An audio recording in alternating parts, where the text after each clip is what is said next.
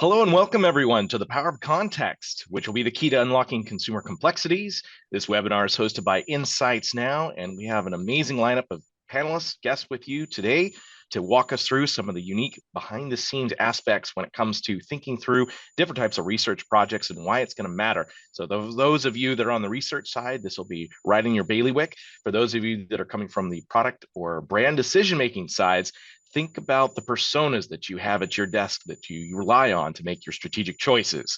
These are the data and contexts that are going to be feeding those decision making as we move forward. So I'm your host, Brian Brisky. I'm the strategic director here over at Insights Now, and I want to go ahead and walk through and introduce a few of our people. So we have Dr. Dave Lundahl, who's the CEO of Insights Now, working in the sensory space for quite some time. And oh my goodness, you've got some great ideas that you're going to be sharing with us today as we get a chance to look into some feedback and responses we got from across the internet from different professional spheres on LinkedIn. We have Kim Lozano through Senior Sensory User Experience over there at McCain Foods to provide her perspective and experience in the whole conversation set today. And then Mimi Sherlock from Consumer Intelligence over there in the as a lead on the Nourish team at IFF. So I'm grateful that all of you are here today. We're going to go ahead and go into it with a little bit of the background. Here's the journey that we have set. We're going to talk about some industry survey results. This is going to bring into perspective the conversation that is very important that may not be having where it should be happening for a lot of companies, and the proof that backs up why so much of context matters when you think about your consumer personas to truly understand who your consumer is. From there, we're going to go into some actionable strategies that you can start deploying on day one. And then we're going to open this up further into your thoughts and questions because we'd like to invite you to challenge some of the existing assumptions, those we call elephant in the room, or those big ideas that might be a little too arcane if your business is looking to move forward and advance into the new dynamics of the consumer landscapes of today. So remember, you can always ask us questions at any time. We have a Q&A panel that's going on in the background here. We invite you to throw some stuff in there, make it good, make it controversial if you'd like. We have some brilliant people on the panel today, so they're really good at handling those pesky tackling types of questions. And moving from here, all right, let's dig into it. So here's how it all started. We were having some conversations and we put out a poll to the LinkedIn communities out there across several different professional groups that covered people in the product space and the brand space. So these are the decision makers responsible for coming up with things like budgets, segmentation, targeting, and positioning strategies, understanding how to allocate their efforts and their activities for their departments.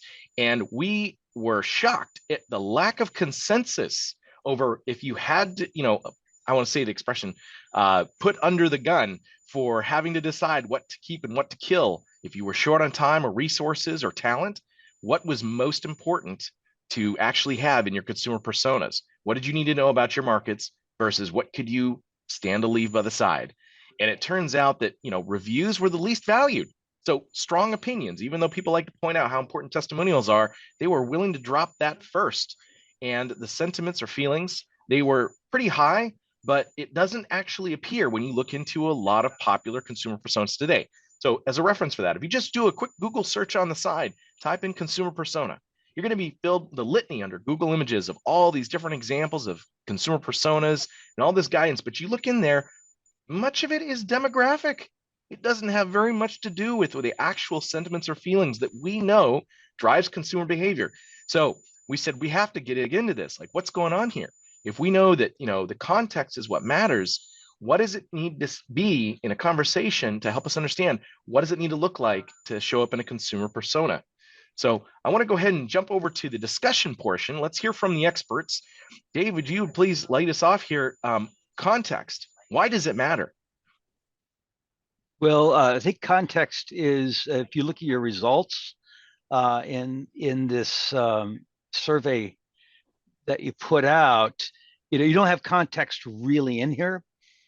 But it's interesting that reviews or opinions and demographics, these are qualities about people. 56% of the sample would drop one or the other. And I think that's interesting because sentiment or emotions or is important in a lot of research today. Behavior patterns is pretty important, so I think so. I think that's the question is, where does context come into play, in these four? And so I have some thoughts further about that, but I'd like to listen to Mimi and Kim in particular and their perspectives.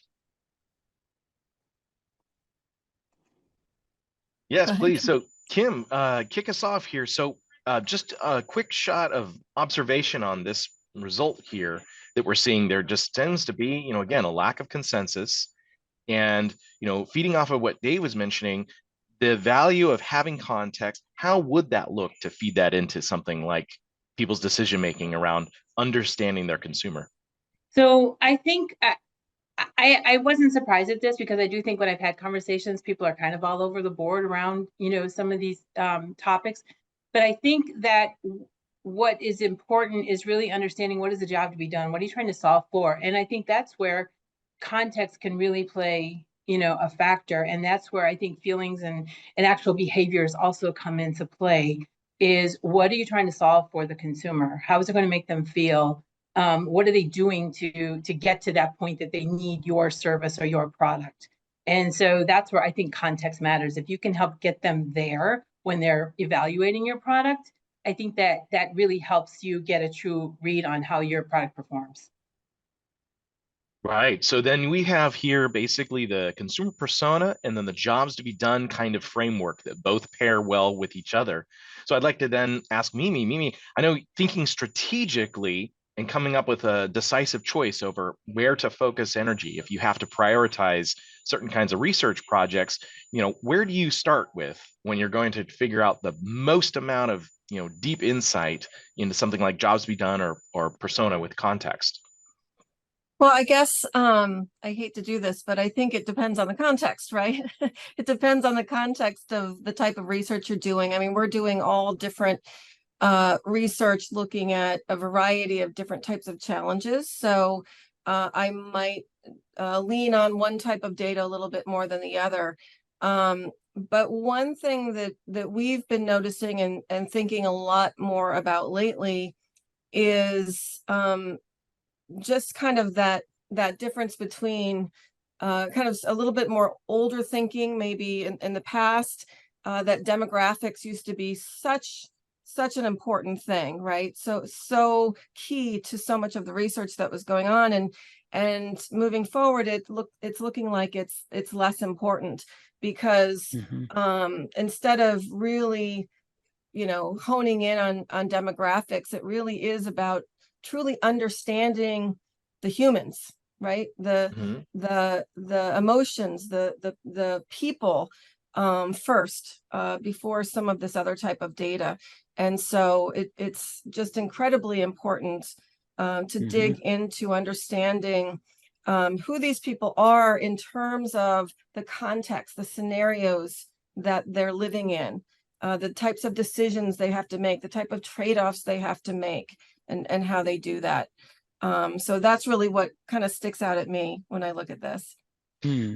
Yeah, so I'm going to turn the question then to Dave. We heard a couple terms here from Mimi, something like the decision making. So I'm thinking heuristics, and we're talking about the situations or scenarios they're in. There are certain aspects. How would you break those down a little bit further to maybe put those into types of categories? How could someone think around that? Once you advance to this slide on some research results, so this is, in preparing for this topic, this is some things that we've published over the years, in the last 20 years.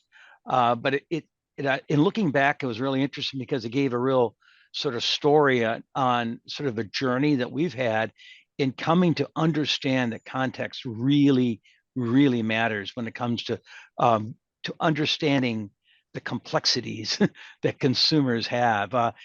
Early on, we did some work with fragrances, and we found that this idea of fast thinking, people are much more consistent when they're assessing fragrances with regard to how fragrances make them feel, the moments. They're very fast. But you ask them to describe a fragrance, very, very difficult, and it's very slow. It puts people into a slow thinking mode. And we saw in product development, we learned a lot about relevant context seemed to improve. And we published this back in 2006, coffee assessments. And then in the book that I published back in 2011, we looked at a lot of behavioral science, brought that into that book, and started realizing that context really is an important element in if you're going to do research for product development and product innovation. And this idea of priming, some work we published in 2016 for we were applying it here for rapid iterative techniques. So to prime people, instead of when people are in the CLT, they're not in the moment. They don't have the context. But when you prime people, think about your most common way that you use this type of product. And this is some work we were doing with Soups in this example that we published. It really made a difference. So context matters. We also have done a lot of work in advertisement over the years. Context certainly matters there, and relevancy. So this whole idea of relevancy. And then this last in August at the Pangborn conference that a bunch of us were able to attend. I know Kim was there, and what there was some. I'm gonna if you can click through next slide, Brian, because I think it's one after that. This is some work that Chris Simons at Ohio State, Dr. Simons at Ohio State, presented that shows that context really matters. It impacts liking. That when you have context versus no context, improves the reliability, rep 1 to rep 2, more consistent responses, and it impacts your rank preferences when you have context versus two different type of context in a booth versus in the context of being in a coffee environment, coffee tasting environment. Next slide.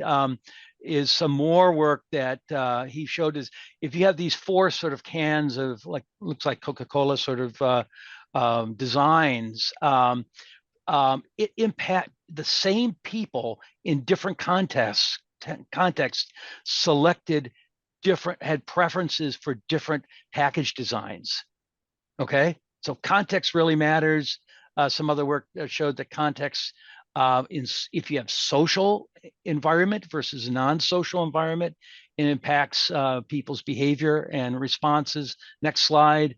That this idea they had in Dr. Simon's work, some of his students here, really interesting work where they using VR and people could select which environment, which context was most important to them with regard to a certain product use. And when people selected something that was personally relevant for them versus high relevancy or low relevancy, you got vastly different, high relevance created much more consistency in liking scores. And this is really interesting, much greater really impacted JAR scores. So the impact on liking with regard to not, JARs, not just about right, had a huge shift.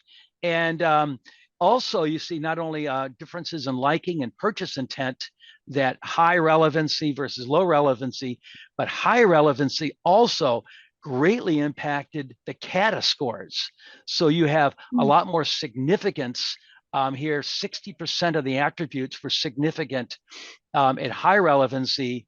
Only 35% were significant in low relevancy, and just in a booth with no context at all, only 20%, which is flip-flop from what I was really thinking would be would expect, because you think that in people in a booth would be much more focused. And so context really matters in ways that we had seen and known for a long time because of our research, but at Pangbourne in August in France, it became really clear from some of the work that Chris Simon and his students have been doing, which is really great. So in summary, this is something that maybe some of you may have seen called the behavioral pyramid. And it's a way of thinking about information that we collect in doing consumer research. And at the bottom are things that change really slow. At the top, behaviors will change really fast. And what is often missed is context. So you can look at qualities of people and try to relate that to behaviors, like looking at attitudes and usage, is a a way to segment the world, and what that misses is a layer of context, and which really impacts people's responses, and it really impacts, I think, the quality of research and the understanding of this complexity of people. So you can look at adding context in three basic ways. You can try to control the context. You force people into moments. This is an experimental design approach, and it's, sometimes if you want to understand how a certain types of moment or context versus another one, how that impacts behavior or response behavior, that's one way to do it. Or you can measure context and just have people, what is your most frequent moment as an example. Really good for segmenting moments that are important to like some sort of product behavior or product usage or whatever. Or you could just use it as a covariate to explain the variation. And and which is really interesting. And last, you can this technique that we learned about priming people, or let people choose the most relevant moments for them. That is, I think, from the work that Chris Simons is doing, is a proof case, because we've used priming for years, but he's showing how that if you prime people into what is most relevant for them, it will really improve the quality of your research. So anyways, that's some basic things that we've discovered, which I think we're learning as an industry. But I'd love to hear the rest of the panel here and their thoughts on that. Yeah, this sounds fantastic. In fact, it seems that there is probably this massive gap for a lot of people in the research, or rather, maybe they have what seems like, and I'm going to ask this now. So for example, Mimi, we were talking about the strategy side of things, trying to make decisive choices. What do researchers and what do the decision makers on brand and the product side stand to lose by having a lack of context? What does that look like? What are they going to see in their data that kind of indicates they may have a problem so they can diagnose it? Well, I think sometimes you don't find out until it's too late, right? And you wonder what happened with the research, when maybe you got some clear, what seemed to be clear to you, ideas about how consumers would respond to something, but then when it gets in the market, that's not what happened. And you kind of ask yourself, what happened there? And I do think that I know I've experienced that. I know a lot of people that I've worked with have experienced that. And I guess when we're now talking about how important context and relevancy is, it almost seems so intuitive, right? It makes a lot of sense. So it's almost kind of hard to say, how did we miss this? Yeah. But that's just not what we were focused on. And I think you stand to lose a lot, right? Because it costs a lot. It takes a lot of resource, right, to generate consumer data, and obviously that's kind of an obvious loss if the data isn't really predicting what behavior really is at the end. But I think you also lose, from an insights perspective, a little bit of credibility sometimes.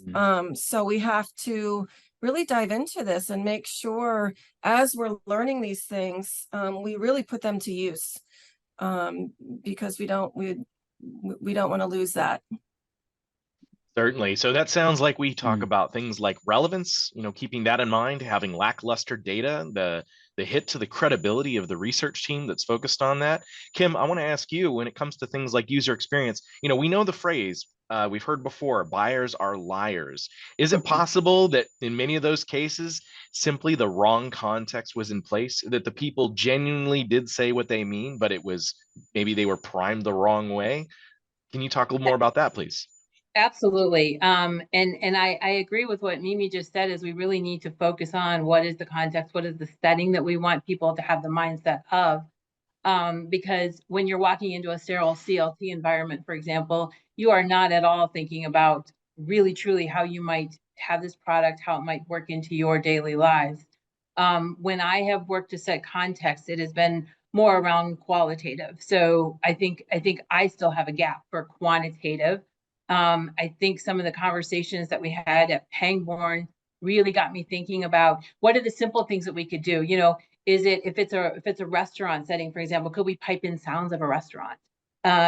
Just some things like that, and that might not go all the way, but it gets you some of that priming that I think is very important for really understanding, and so you're getting a true read on what people really think. Fantastic. So then, given that, with adding context into the research work, I want to turn it back to Dave and ask you, so how do we communicate what context looks like in a reporting format? We want to deliver to someone what those insights actually mean so they can be actionable. What could we do with that? Well, yeah, there's a lot of different ways you can like I said, these three different ways, here listed on the screen here, ways you can include context. Okay. And but let's start with segmentation. Just how do you segmentation is usually done devoid of context, right? We have qualities of people. We think of them as Brian likes to use the word marbles, right? You move people and you think, okay, this group of people, they're going to behave a certain way.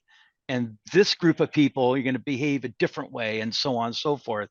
And because they have different attitudes, or they may be at a different life stage in their life, and all these sort of qualities of people, or they're product users, because I've used, someone's used product in the last 6 weeks or 6 months or whatever the criteria is. But I think, and so whether we're recruiting people in groups, or we're segmenting, discovering how people are different, the question is, and maybe let's think about context. Let's flip-flop it. If we understand the moments that are relevant to a product category or whatever the research question is, and moments could be different types of moments. It could be a shopping moment, it could be a product use moment, it could be a product preparation moment, it could be a brand touch point moment, it could be, a moment where people are seeking things, or sharing things, these different types of moments. But if you could think of moments and then think about what people are in those moments. So you segment on moments, then think about who's in those moments. It's like a flip-flop of the way of thinking about people. And if you could do that, I think it changes the way you think about research. And it may be a better way to understand this consumer complexity, because moments do matter in so many ways. So I don't know, that's my answer, Brian. Yeah. But I'd love to hear Mimi and Kim and your perspectives on that, because it's a little bit controversial. Maybe it's a little different than we have traditionally thought about understanding consumer complexity. But I don't know.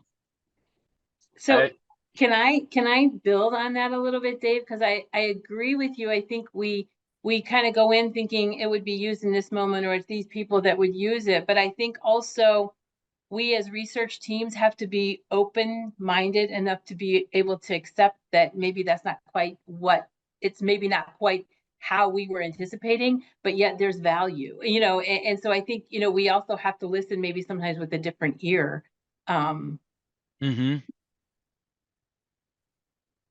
Certainly, and with that analogy of marbles, for example, if people are like marbles, they may have a shape, but they roll based on the contours of the topography of the landscape, the market landscape.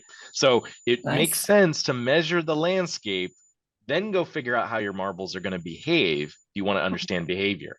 So with that being said, maybe it would help to think about as an exercise for most people who have segmentation today, whether it's in a column format or they use a persona, maybe taking a black marker. The challenge is the black marker challenge. Take a black marker, a Sharpie to your printed out persona, take out all the demographic stuff, and what do you have left? Mhm. Where's the context? See what you're missing. So with that, I'm thinking, okay, Mimi, for someone who has to make choices about where to allocate their budgets or where to focus on the next projects, if you've got an arm tied behind your back on demographics and you just have context, what do you think most people are going to possibly start to realize, as you've started realizing, is when you start getting that kind of insight and information? Yeah, I think the biggest thing that's going to happen is people will have more empathy, and that's the whole name of the game here, right? Because what do you have left on that persona? You know, maybe you have these stories that these people tell about their lives or about the situations they're in that are relevant to whatever product use or whatever you're researching about. But I do think when you take away some of those you know, more analytical things, and you're left with anecdotes and stories and more different types of understanding about people, it just does amazing things to the amount of empathy you're able to have, and you're really able to bridge that empathy gap so much more and truly feel like, okay, I know this, I get it, I understand what this person, I see what they need, I know I can know them a little bit more. So I think it's great to do that, because the empathy isn't coming from the demographics. Well put, well put. Well, I'd like to go ahead and move us forward in a couple slides here so we can open the discussion even further and give people an opportunity to start throwing in some feedback, because we also have, besides moments, not marbles, is a big concept here, is a big takeaway. We want to make sure we open up what that discussion could be with the context. So at this time, let's go ahead and we're going to have a little bit of Q&A going on here. Let me know, panelists, if you can see what's going on in Q&A. If there's a question that pops up here, I see one from Angelica. It says, hello, and how do you find the best context for your product? That's a really good question. Would you say that's like a categorical question, or is that a range finding question? Let's see if let's start with Mimi, and then we'll go around everybody here to help answer that question. You know, I think about things that I've done recently, and I think someone mentioned it before, you know, is it about place where people consume something, right? We're doing food and beverage. So if you're doing something with alcoholic beverage, you know, do you invite people to a bar and have a focus group there and have people consume things and test things there? So it kind of depends on the situation, but I think it's more about the questions we need to ask ourselves. I don't think it's always so, sometimes it's maybe more obvious than others, but it's also not black and white. I think there could be a few different ways you could get more relevance and context involved in your research.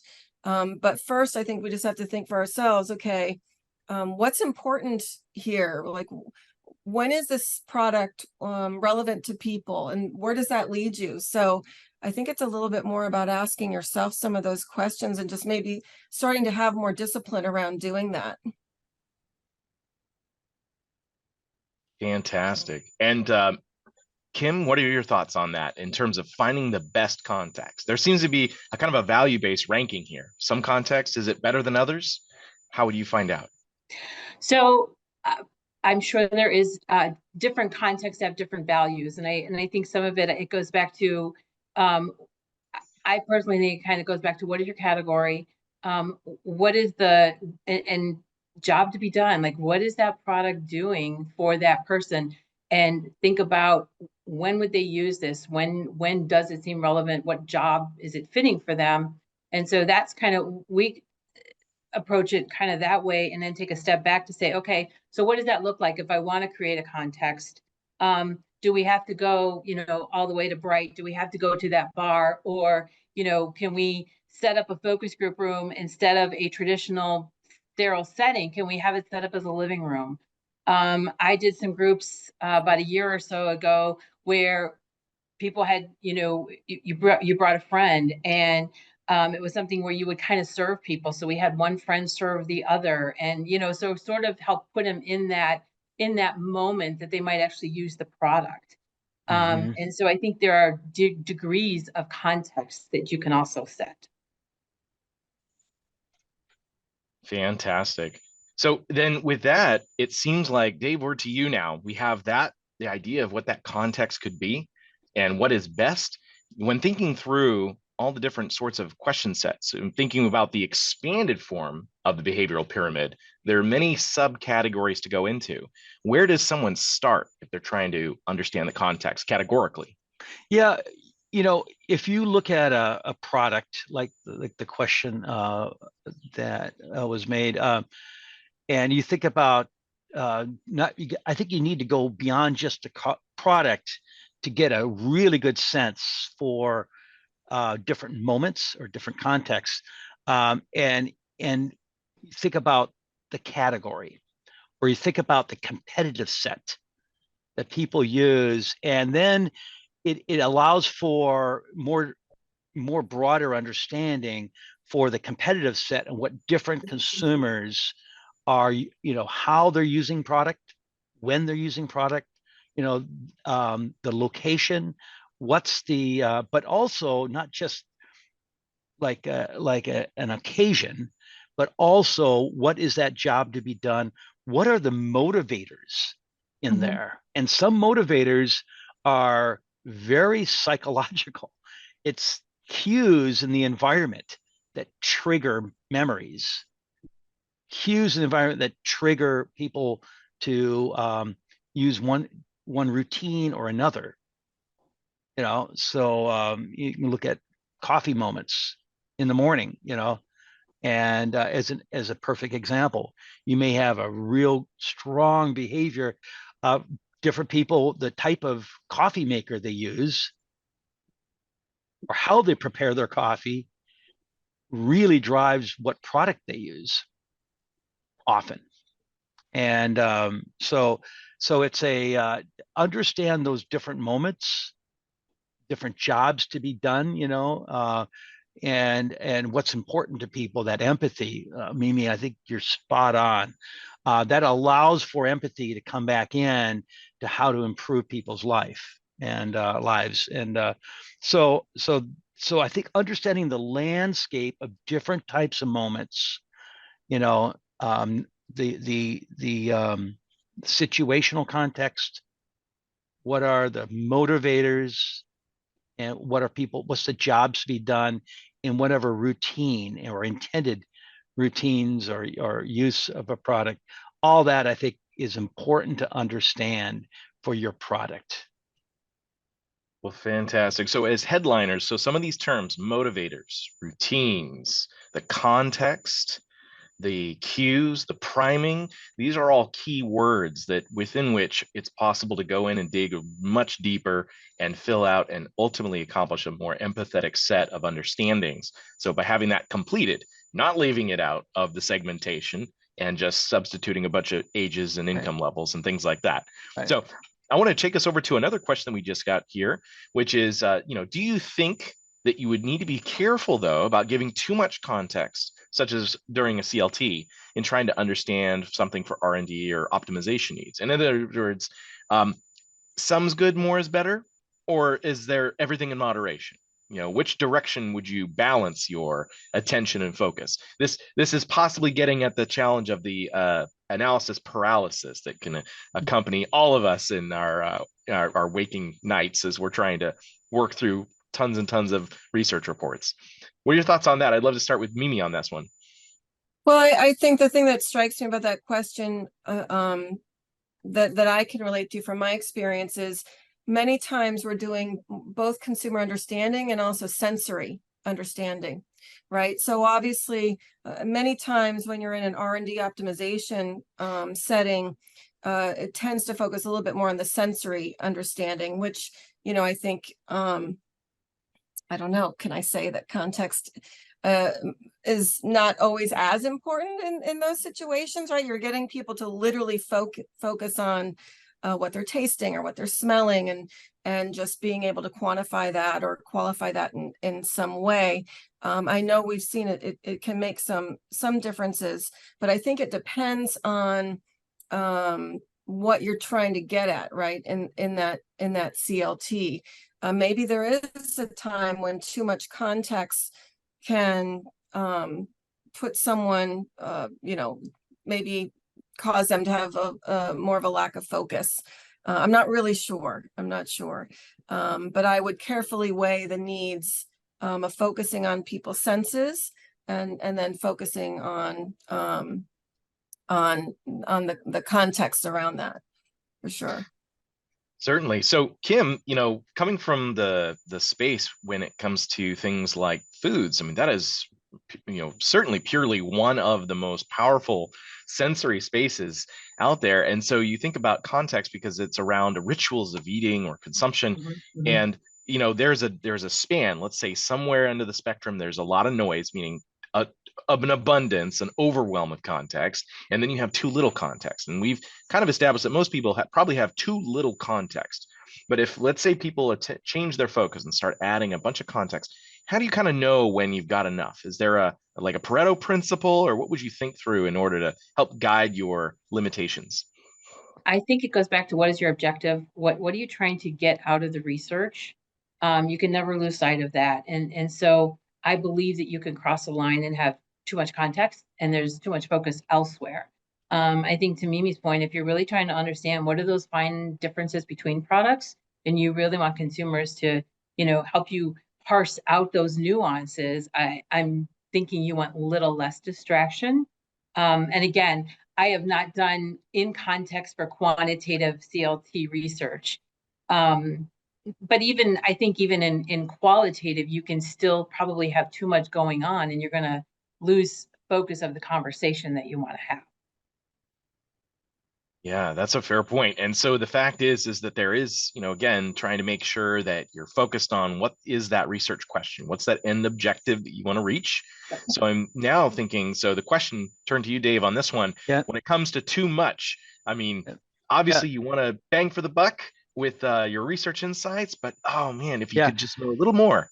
Yeah, so I was having a conversation just a couple days ago with someone on context, and they shared with me some research that was done and published, and it was with alcohol testing, and it was in a booth versus in a bar or some establishment for on premise, and in the on premise there was no differences, whereas in the Stark booth there, and so, which is a bit different from what we're seeing from the research that Chris Simon and his team was showing. Certainly very different from the liking differences, the CATA, the more relevant, you get better CATA, and you get your JAR scores, you get more differences there, and so on. And so I think this idea of distraction is the only thing I can think of is why those results. So this balance, I think, is a really important thing. Context matters. It is clear as can be. Context matters.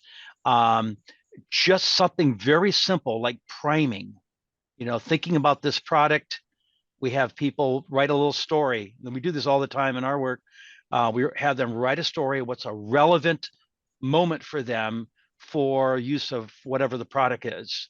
And then we pipe that story again, so they're reprimed throughout the course of the engagement when they're evaluating, maybe different products or whatever. And that really helps bring the memories that people have from a relevant moment to the forefront, so that cues can be, you can understand, you can really impact, and you can understand what about a product, the color or the texture or whatever it is that is signaling whatever benefit you're hoping to have, or if there's something negative, that is going the other way. And so I think that's why that's so important.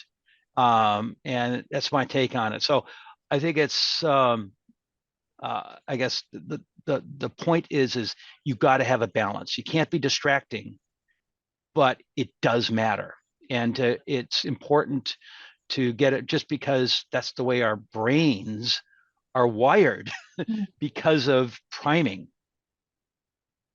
Certainly. So we have it kind of figured out here that, it's moments, not marbles, that people really need to buck up and get some more context into their research to really understand and get to that empathy, to really purposefully and directly answer those research questions.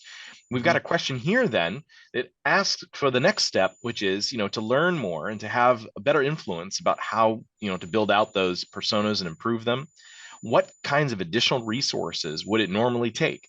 Is there something that is not necessarily in the standard set of options that people are using today in order to come up with that real true understanding of their consumer? And I want to go ahead and start with Kim on this one. Kim, how would we maybe think about, the additional resources that might be available to help out?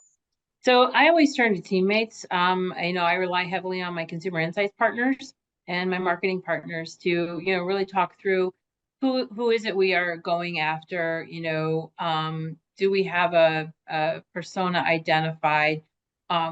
What is the meaning for this type of product? And again, what is that job to be done? And I think having those conversations really help a lot. I also talk to industry friends and other resources, just to get some ideas of what other people are doing, what have they tried, what has worked, what hasn't worked. I came away from Pangborn, I will tell you, I came away from Pangborn very jazzed about context, because it made me really want to figure out how I can expand my use of context. Well, very cool. And so, Mimi, with that said, if you think about, let's say, the putting together the research that you like, what are times where you found it helpful to go outside from the standard set of resources to help bolster in and provide maybe a different perspective, or juxtapose things that you already know, but you want to make sure that you've thought about it in a different way? Yeah, I feel like that's just kind of how I operate. I love to talk to different people from different backgrounds and just kind of pose questions about ideas that other people might have. I work a lot with the deliberate creative thinking crowd, and so that's a group of people I'm always tapping into. And I think one of the things that kind of first came to mind when I saw this question was, I think it's also just a lot about experimenting. Like, don't be afraid to experiment with trying different ways, like craft a whole new persona template that's different than anything you've ever used. Play around with that. Ask people, maybe certainly colleagues, of course, like Kim mentioned, people in product development, people even users that to talk a little bit about stories that they have, and then pick up on some of those contextual cues that you hear and add them to your persona template, and see try different things and see what works for sure. But I think really just being open-minded and think of being experimental about it, but deliberately, working towards being super open and finding ways to add more context is the key. Certainly. So with that in mind, and we're thinking about here, like, recommendations for additional resources, and certainly it sounds like there might be some value, and it's going to be likely for people to look outside their standard set of options. Let's go ahead and go the next level into the question here. And that is going to be the next question on people's mind is about how do I justify reaching out? So like you said, be a little more experimental. Those are time and resources. So someone's going to have to justify it. So Dave, could you give us a little insight into how someone might phrase the justification of looking outside for additional resources, to put that time forward in being a little bit more experimental and risky? Because they're going to have to share that across the company and say, why do we need to rip the Band-Aid off our personas and our jobs to be done and put something better in its place? Yeah, this is not an easy thing, because if you are if you're a corporate researcher like Kim, and is an example, you're both relied on as being the expert, but there's also groups that are in different paradigms of thinking and have different needs, and so you have to balance trying new things there. There's a time for trying something a little new and different, and there's a time where you got to deliver things just the way things have always been done. But I think it's the research teams, from being on a supplier side and working with a lot of groups, the ones that I see that are elevating are the ones that are willing to have ongoing, do things differently. As Mimi said, try things differently. Those are the groups that eventually elevate to a higher level of insights. And because they're, now easier said than done, because when you're just getting work done, you don't have time to think about things. And but that's where we've always tried as working in the industry level to provide new ideas and thoughts as we see them, what works, because we have a pretty broad view from working with a lot of different research teams. And so that's, I guess, I think it's important to continue to strive to do things better, rely on your experts, like both that Kim said, and rely on your suppliers, the ones that are more innovative and maybe doing different things. Go to conferences and learn what other people are doing. Pangborn was really eye-opening. Every 2 years, that's a great place, because you get 1,000 people from around the world trying a lot of new stuff and sharing. So and there's other conferences as well. But I think you just got to strive to improve. Certainly.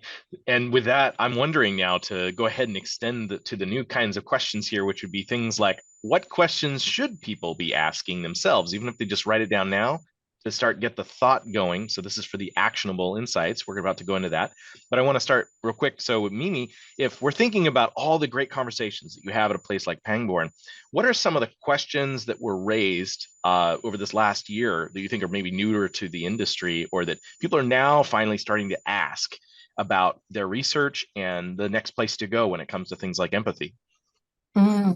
What are the researchers asking? Yes. What are some of the hot questions or the pesky questions that people have been asking that you've heard around the grapevine? Well, the big question that is every day I'm getting is about using AI, right? And what is the best use of some of the newer tools, especially like ChatGPT, generative AI, in the research process, and how can that help us? How might we learn to utilize that and get the most from those sorts of tools? And I think it's a good question for all of us to be thinking about and getting on, because it's not going away, right?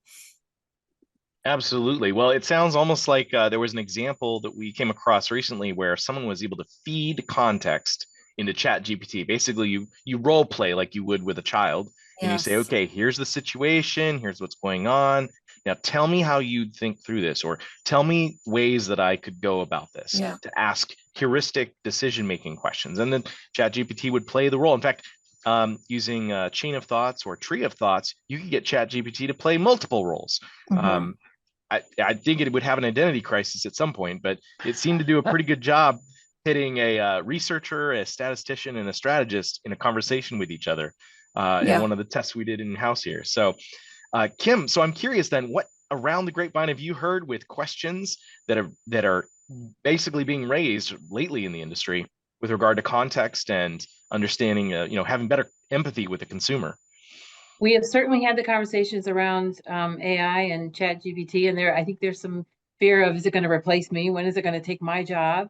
So there's a lot of that. But I think it's all about, I go back to job to be done. How can you drill down a little bit deeper? How can you really understand? And that's where I think you start to create that empathy. You get to know, you were talking about the personas and how we might change that or flip that on its head. And I don't think you need to necessarily walk away from all of that. I think you have a good backbone there. But then again, peel back those layers. What else is there? And again, that goes to the job to be done. I think consumers now expect a whole lot more from products than what they used to, right? That things have to be like more complex now than they did. They have to, provide some sort of a benefit or something. And so if you could really understand, like, well, what else is there? What else is going on? Tell me more about, when you're using these, how you're making your decisions when you're making your purchases, things like that, I think help you really understand and have a better sense of what is that context, and also creates more of that empathy for consumers. Oh, well stated.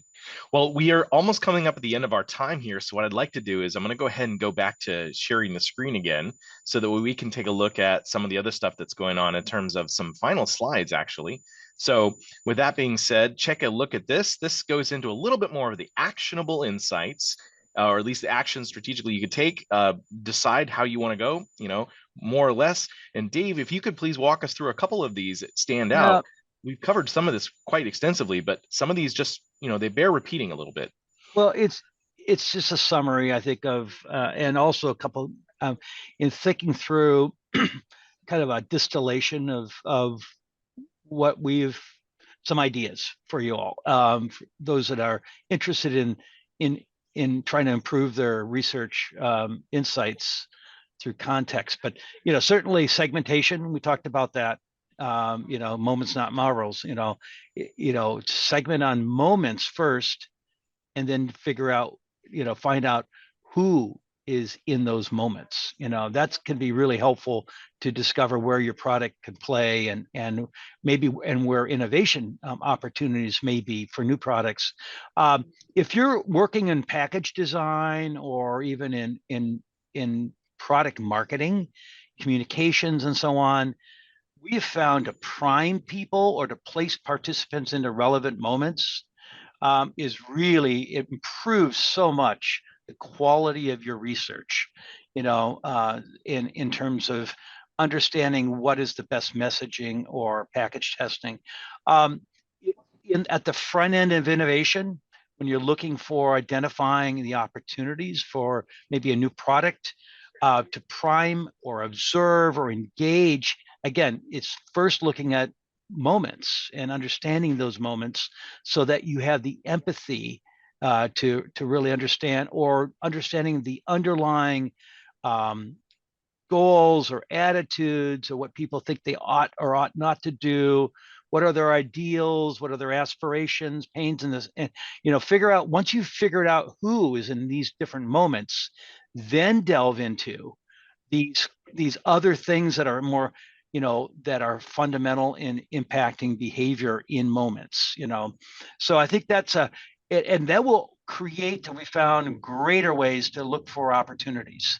A lot of work we've been doing recently has been with aspirations, and I think is really understanding pains and tensions that consumers feel in certain moments is really important, and it really helps to focus innovation opportunities in product. For those that are in sensory and consumer research, again, priming is simple to do, and it really improves the quality of your research. Or just home use testing, or placing people in various contexts that are more relevant.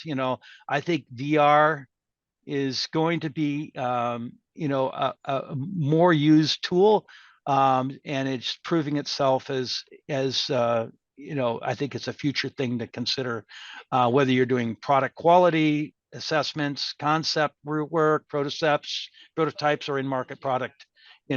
Context matters. And then last, brand fingerprinting. This is looking at the brand and understanding moments really impact how you can create an association between sensory qualities of a product and how that relates to the brand and a brand fingerprint. I think it's really important because brand is another side of the whole thing that drives behavior. And so if you can connect the product or make something unique about the product that signals the brand, or vice versa. People buy brands because they're going to have a certain experience as a reward. Man, that's bee's knees for if I were a marketer, so that's, and then context is important. You can't do that out of context very easily. Certainly. Well, then from there, I want to go ahead and throw this for the last minute that we have here. I would love to hear from the panelists the questions they would have for the audience.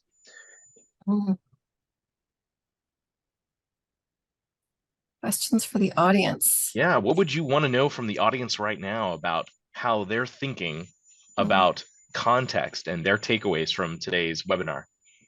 I guess my biggest question would be like, what's stopping you from adding more context, or what do you see as the biggest challenge to adding more context to your research paradigm? I would say, have you considered context, and does this conversation make you think about it a little bit differently?